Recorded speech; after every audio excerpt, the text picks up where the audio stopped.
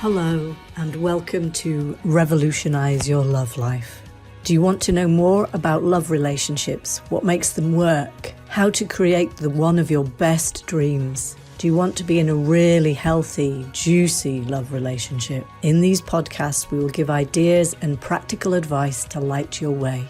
Whether you're looking for a love partner, already in a relationship you wish could be better, or leaving one that has run its course, there will be something to inspire, empower, and support you. Revolutionize Your Love Life is a fortnightly podcast where you will access the knowledge and wisdom of love experts and relationship coaches from across the world to help you find true fulfillment in love.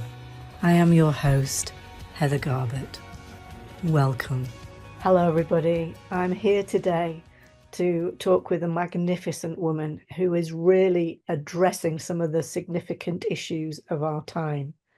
Today, we're going to talk about porn addiction and its effects on marriage and other relationships, compulsive masturbation, dopamine dependency, and using technology to heal the brain. There really is an answer to this. I'm talking with Dr. Trish Leigh, and here are her credentials. She's a doctor, professor, presenter, educator, coach, and she says an unabashedly hopeful optimist. She's considered an innovative, multidisciplined thought leader. Her credentials are unprecedented and will inspire everybody that meets with her to heal their brain, to live their best authentic life. She's a cognitive neuroscientist, and she helps to heal, educate, and empower people to overcome their anxiety, attention, and internet addiction issues. These all drain their brains. And she uses powerful digital programs, remote neurofeedback, and personal coaching, and private individual intensive sessions. Welcome, Dr. Trish. It's wonderful. Thank you. Yeah. Thank you so much for having me. I'm excited to dive in. Great. So I've invited Dr. Trish because we have a mutual client who has had porn addiction issues, and they have achieved amazing results, and it's affected both their own life and their anxiety, their inner world, as well as the quality of their relationship with their spouse. This is just wonderful work. Please, Dr. Trish, tell us all about porn addiction. Sure. Yeah, I'm so glad to be here because my motivation is to help. It's primarily men right now, but increasingly more women are using pornography for mood regulation. And we can get there in a minute. But, ultimately, my mission on helping men is to help them be able to have healthy, loving relationships, because porn really does preclude them from being able to do that. So relationships, whether that be a coupleship or a partnership, or even relationships with parents, with friends, with children, they're all impacted negatively by porn use. So I'm on a mission to help people heal their brains and then get back to, the loving relationships that people want and they deserve. Can you tell me a little about how all of those different qualities of relationship are affected by porn use? Yeah, sure. Starting with a primary relationship, research shows that there is significant damage to a primary relationship, a coupleship, a marriage, boyfriend, girlfriend, a committed relationship, whatever, we want to call that. But anyways, what happens is relationship dissatisfaction increases because of porn use. And it's very complex. It's not simple, the reason that this happens, but to put it as simply as possible, what happens is a person's brain, when they consume pornography, gets linked to very high levels of dopamine when they're consuming porn, usually, which is coupled with compulsive masturbation. So basically, their brain gets flowing a lot of dopamine. It's called a supernormal stimulus. It can't be found anywhere in a healthy way in the world. So that unreality of porn becomes the most pleasurable thing to the person, which leads towards addiction. They want more and more of that good feeling. So then what happens is now it's time to get back into your relationship, and especially your sexual relationship, and your partner could never possibly compete with the dopamine levels. So one thing I want people to know in a relationship, this is a dopamine dependency. It's not about what the people look like on the screen. It's not about what they're doing. It's about the amount of dopamine that's produced in a person's brain and nervous system due to that super normal stimulus. But inherently, what it does is relationship dissatisfaction goes up. A person's own self esteem, and especially their sexual self esteem, tanks. The way that they view their partner decreases. So they find their partner less attractive. I mean, that alone is so damaging to relationships. But then Mm. on top of that, we layer intimacy, dysfunction, difficulty connecting at an intimate level because it becomes about physical pleasure, not about emotional intimacy. And honestly, if we're going to go really down to the core, what we know is that there's neurological dysregulation when porn use is in the mix. So a person's brain changes, it becomes more dysfunctional, which leads them to difficulty with emotional regulation, dealing with emotions, especially negative ones, which means they need to continue to go back to porn, seemingly to feel good, but honestly, to not feel bad. Right. So it's like any other addiction. So it's used to regulate feelings. But I want you to, if you would, because I'm not sure that everybody knows what dopamine does and what it's about, what Sure. its usual function is. Sure. So, dopamine, they call it the molecule of motivation, more, and pleasure. So, dopamine at healthy levels from healthy sources in a person's life is very important. So, if porn wasn't in the mix, a person would be driven, motivated into their world to find pleasure from their work, their hobbies, and their relationships. Those are the three categories that I kind of lump that into. So if you enjoy playing basketball, you go play basketball with your friends and you get dopamine from it. If you love your partner and you like having date nights and you watch a movie and you're laughing, you're getting dopamine from movie date night with your partner. If you love your work, I love my work. So when I sit down to work, I can feel my brain light up with flow state, the perfect amount of dopamine, not too much where I just want to work all the time, but enough that I'm getting satisfaction from my life. So that becomes really distorted. And there's thousands of studies when it comes to addiction that the reward center in the midbrain and the dopamine pathways that feed to the frontal lobe, they start functioning differently. They no longer feel good from those sources in the world because they've been hijacked by this very high level stimulus. And so when it comes to addiction, that person's pulled back to the place where they've gotten at those very, very high levels of dopamine. And just one more thing is that it's called the happiness trifecta, where it's the perfect combination of dopamine for pleasure, serotonin, another neurotransmitter for joy and happiness, and oxytocin for connection. So, what I want people to do is leave these dopamine addictive compulsive behaviors that are really damaging their brain and get back to wanting to get that happiness trifecta from their life. Mm. Yes, I can see that it makes everything else feel so dilute. Mhm. Actually, it Yeah. makes it feel bad. I call it a 4D dopamine cycle. So when a person has an urge to watch porn, they get a dopamine drip in their brain. This is proven by science. Basically, the thought of porn will get the dopamine flowing just a little, dripping. But then a person has 3 seconds to pivot out of that drip, or it leads towards what I call the dopamine deluge, the flood of dopamine. So even before they watch porn, just when they've decided they're going to, dopamine gets flowing even more towards a flood. Then when they're consuming porn and masturbating, that's a dopamine drowning. That drowns out the brain. It numbs a person. It makes them feel good in the moment, but ultimately, it leads to the fourth D, which is a dopamine deficit in their life. So after consuming porn, it's not like they're just going back to like their regular homeostasis. It's now a new homeostasis of a dopamine deficit and increased cortisol, the hormone for stress. So now you go back into your life and things are worse. you have more anxiety, anger, irritability. You might have depression. You find everybody annoying. And it's because you're in a dopamine deficit state, and you will stay there until you get dripping again. Gosh, it sounds brutal and bleak. It Mm. becomes brutal and bleak for people, which I call that the change point. I try, I have a name for everything here to try to help people understand. The change point is after cycling so many times, it really does become more pain than pleasure. And people can feel that they are addicted, whether I don't really love that term, to be honest, because I think a lot of people, especially when it comes to porn, the idea of porn addiction doesn't resonate with people. They think they have a habit and they can break it until they try. Mhm. But the idea is, that people feel wrapped up in it. They feel compelled to, they start disengaging from their life because of that dopamine deficit state.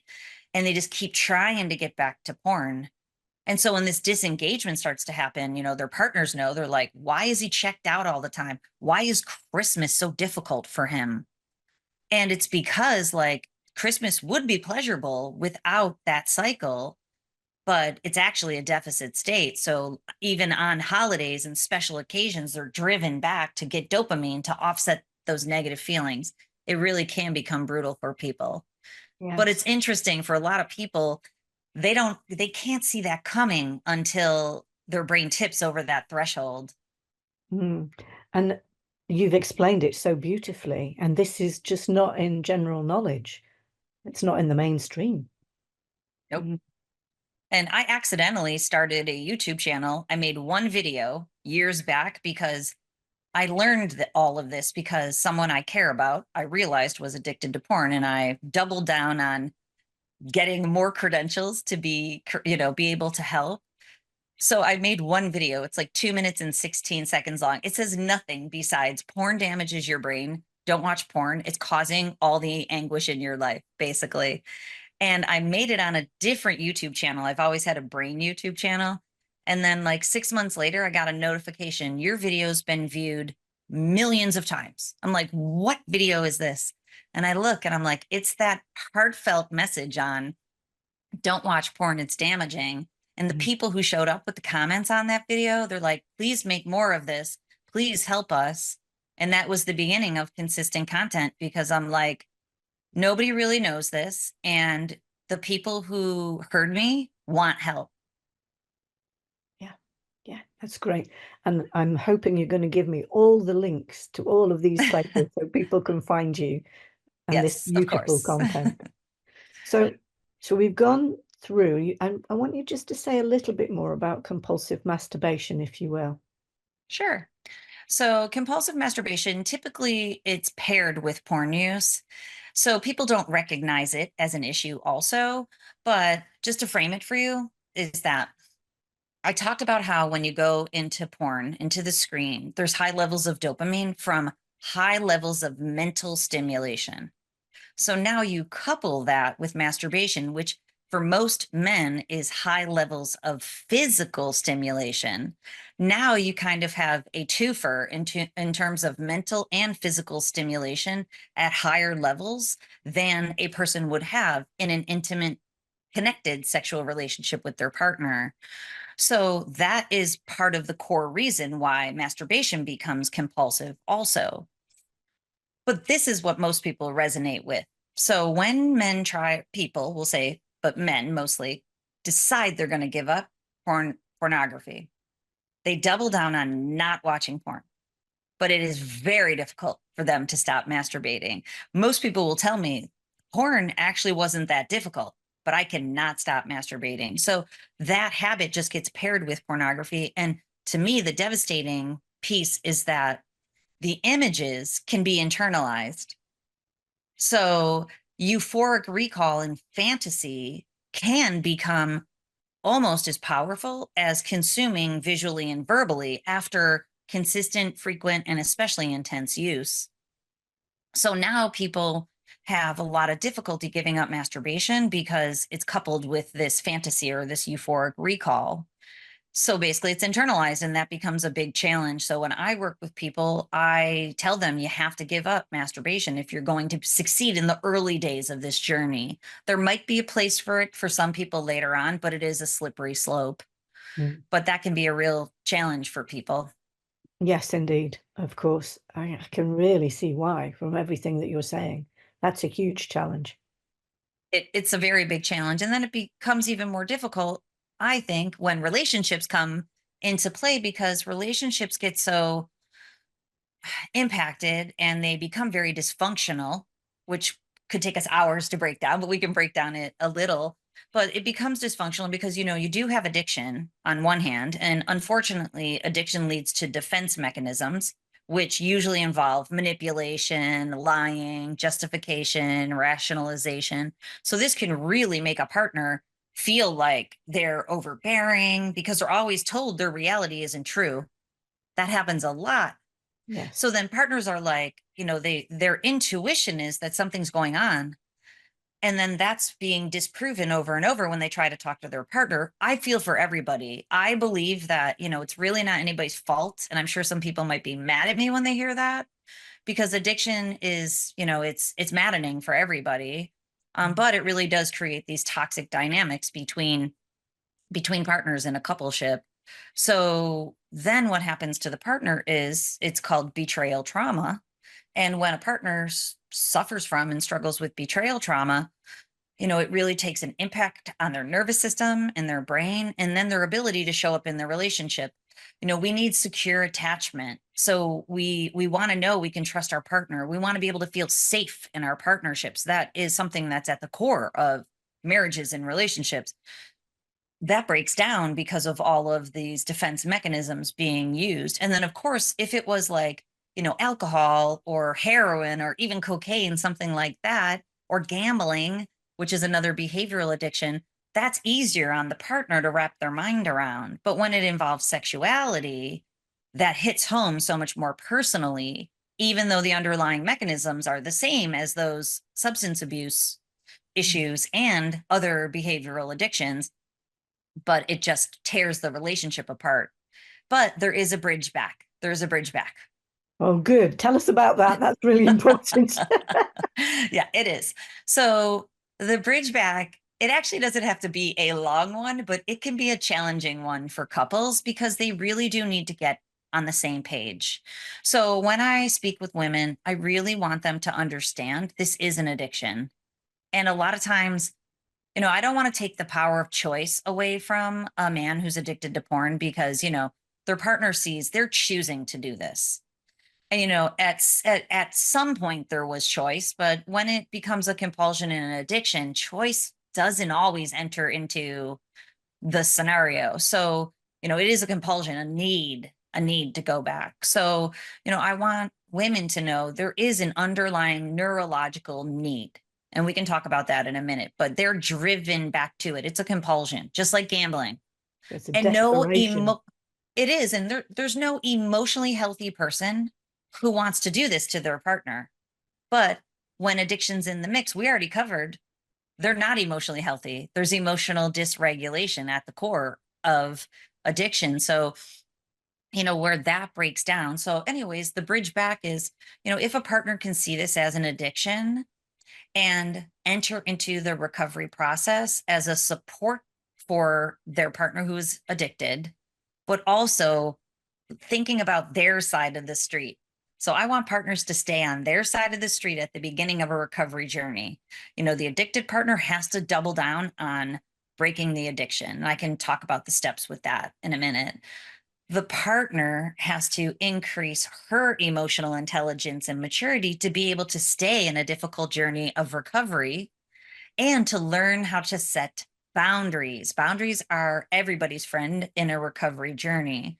So the idea is where a partner would say, I'm going to stay in this relationship and support you, but I'm going to do it for 90 days, or I'm going to do it through a planned separation, or I'm going to do it for 6 months, whatever is determined, because then, first of all, the person with the addiction knows I've got this amount of time to get going on my recovery. So I cannot sit around And, I've got to get busy finding the proper help.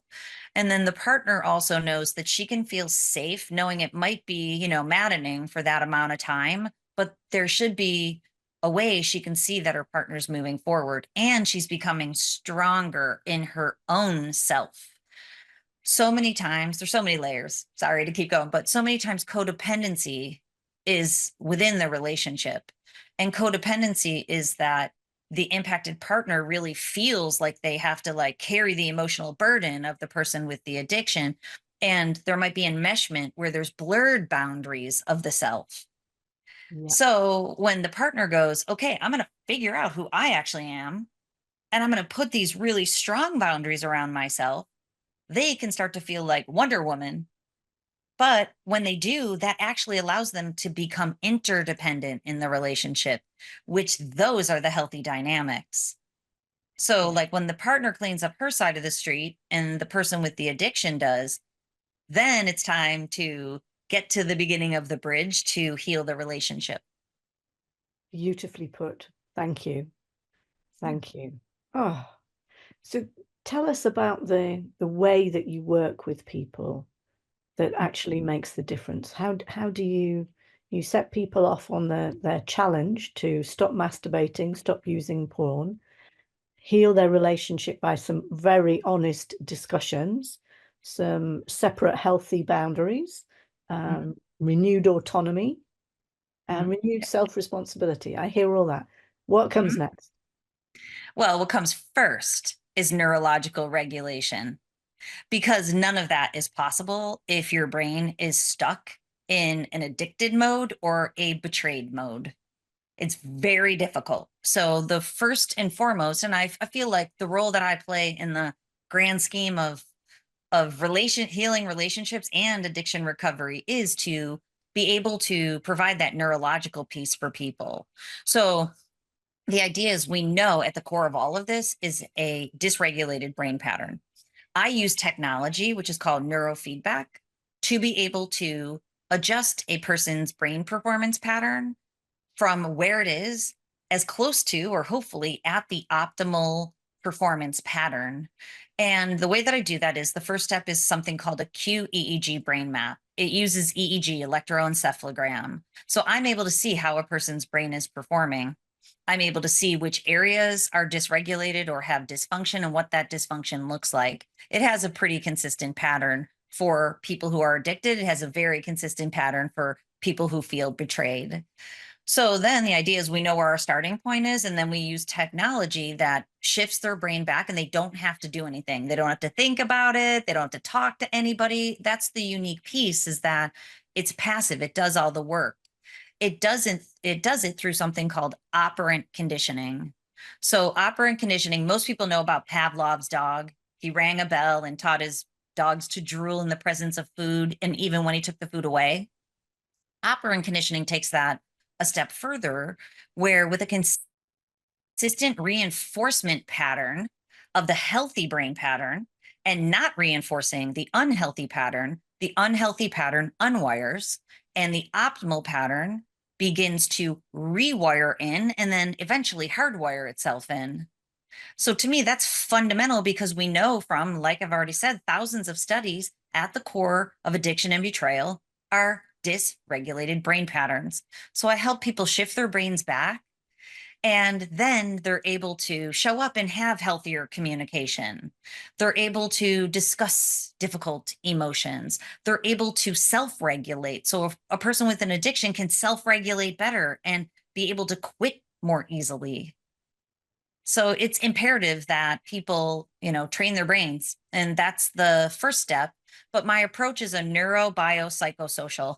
And I think the missing piece is neuro. So I help people regulate their brains, which then helps them to have more self regulation in their body, more emotional regulation in their mind, and then helps them to show up in their relationships with the proper techniques. Yes, yes. I mean, it's not just a random thing. No, I get that. It's Yeah. very specific. And what I really love is it's not taking years and years of therapy. Mhm. I mean, I Mhm. know it's how long is a piece of string, but how long do you think this will take if somebody would Yeah. start And to kind of, actually, I know some people don't love this about the way I talk about this. It makes them a little frustrated. The people who get frustrated are the coaches, the therapists, or people who have been in a recovery journey for a really long time and they're not succeeding. So to me, like, we set the bar at recovery at 90 days, but is it 90 days for every person? No. But I contend 90 days later, you should know you're well on your way. Because if you've been in recovery for 1 year, 3 years, 5 years, decades, which some people are, you haven't addressed the underlying neurological dysregulation usually. And then what the way that I talk about it is there's pieces to this puzzle. It's very complex. Like I've already told you, I've only shared a few of the pieces. The puzzle is very complex, but there's actual pieces that systematically and consistently apply to people, to all people. These pieces have to be put into the puzzle. And so some pieces are easier or more difficult for any individual. But if you're putting the puzzle pieces in, you are, and then you're building momentum. And the way that neurological regulation works is you're either in an upward spiral or a downward spiral. Well, right, another cheesy saying of mine is there's no horizontal spiral. But from a neuroscience perspective, it's either you're in a positive feedback loop, so your brain's getting healthier, you're dealing with your emotions better, you're self-regulating more, you're talking to your partner, positive feedback loop, which will create a flywheel of consistent forward positive change. So if you get that flywheel going, you know it, you feel it on the inside. My clients tell me all the time, like, I don't know how to describe it, but I know I'm on a roll. That's the positive feedback loop. The downward spiral is you stay in a place of struggle and suffering. You're trying, but you're quote unquote failing. I don't love that word either. I think if you have a slip or a relapse, you have to learn from it. If you learn from it, you're always moving forward. And early slips and relapses, I believe they don't have to happen, but if they do, I get why they do and you learn. But if late relapses are happening, you haven't figured out your puzzle and it's time to, have somebody teach you what all the pieces are. right. This is wonderful. This is wonderful.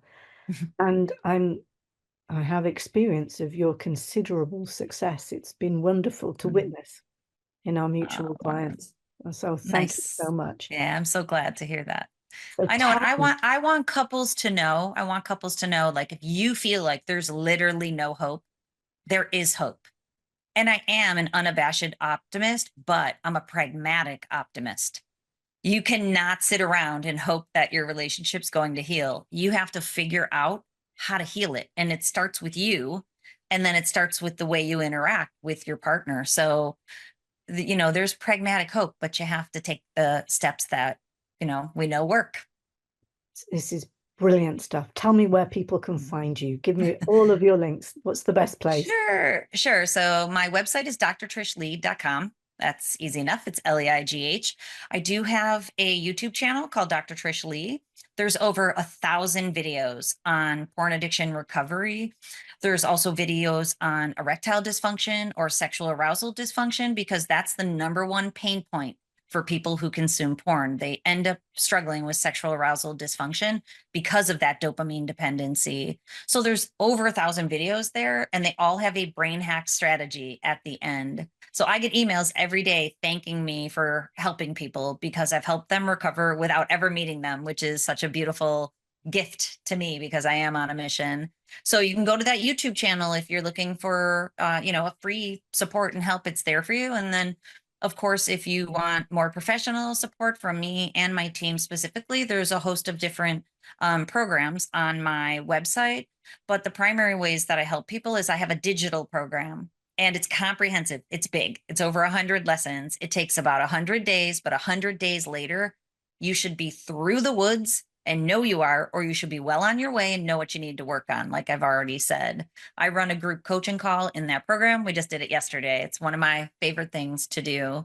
And then when I work with people individually, the first step is a brain map. We see what your brain is doing and what it needs to heal. And I spend an hour individually with people being able to show them, connect all the dots between their history, the way they're using their brain in their life, and how it's showing up in dysfunction. And then, of course, what to do about it. It's brilliant. It's brilliant. And just give us a news flash about your upcoming book next year. Yeah, so I am so excited because I just saw accidentally that it is for pre-order on Amazon. I was looking for something else, and of course, I texted it out to my best friends, to all my children. I have 5 children. So it is called Mind Over Explicit Matter. The publisher is slating it and is hopeful that it's going to be the gold standard in porn addiction recovery. It's designed for people who are addicted or struggle with problematic porn use. In it, it has not only the knowledge base, so it's filled with science. I'm so excited because everything that's in my program, everything that I, tout to people, I now have put a scientific resource or many to it. So it's all based on science, but it walks you through the recovery journey, and there's 55 brain hack strategies in there for you to implement. So it's not just a read book, it's a guide to actually start doing in your life and be able to be able to get rolling. And then there is a section for partners on partner betrayal trauma.